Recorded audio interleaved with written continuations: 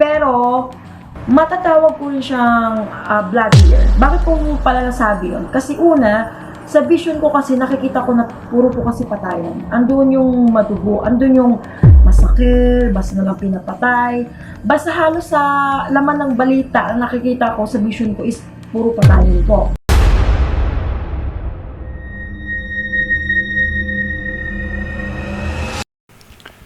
Hello po mga ka-PTV, sa video na ito ay tatalakayin natin ang pagkaubos ng tubig sa isang lugar na ito ayon sa mga visions ni Madam Rudy Baldwin. Pero kung ikaw hindi pa nakasubscribe sa aking channel, baka naman.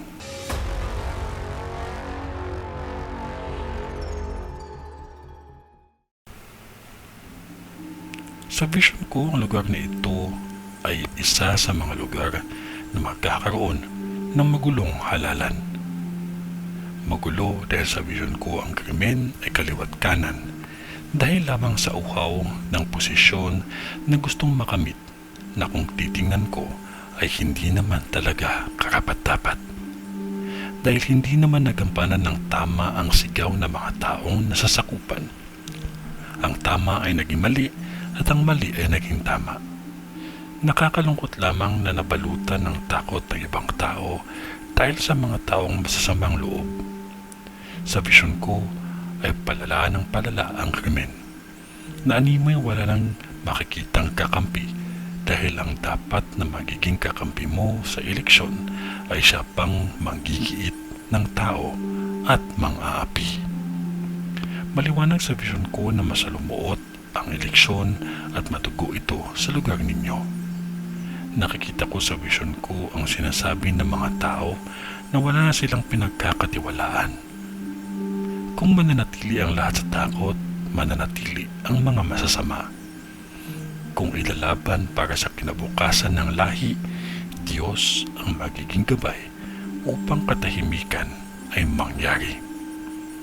Pagsapit ng tag-ulan sa taong ito, maging handa lamang dahil isang lugar ninyo nalulubog sa baha at kukuho ang mga daan ng matarik.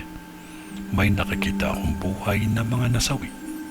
Dapat pagsapit ng kalawidad, lahat ay dapat maging handa dahil ang tubig nito kayang takpan ang mga daan ng matarik.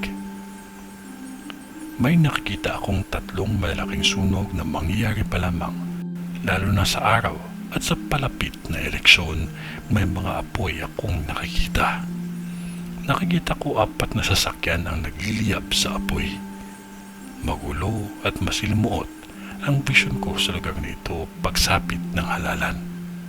Dugo at pera ang nangingibabaw sa vision ko na kung ito ay magtatagumpay ay kailanman hindi makakamit ang katahimikan.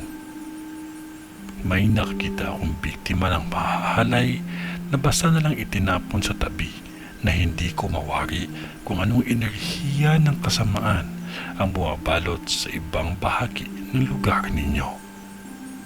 May nakikita akong malakas na lindol na mangyayari pa lamang at paglabas ng singkol na burak ng putik ang lumabas. Lalo na sa matarik na daan at bundok, marami akong nakita na gumuho. Matinding pagguho at pagbagsakan ng mga puno. Maulan man o mainit ang panahon.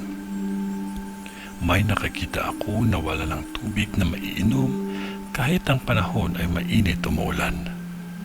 Kahit simbahan ay nagliyab sa apoy. Nasa sa inyo kung kayo ay naniniwala o hindi. Ang mahalaga, magdasal at maging handa tayong lahat dahil mahal pa din tayo ng Diyos kahit siya ay hindi natin nakakita. Lagi lamang tayong manalangin. Ito ay ang vision ni Madam sa Abra. Sa ngalan ng Diyos Ama, ng Diyos Anak, at ng Diyos Espiritu Santo. Amen.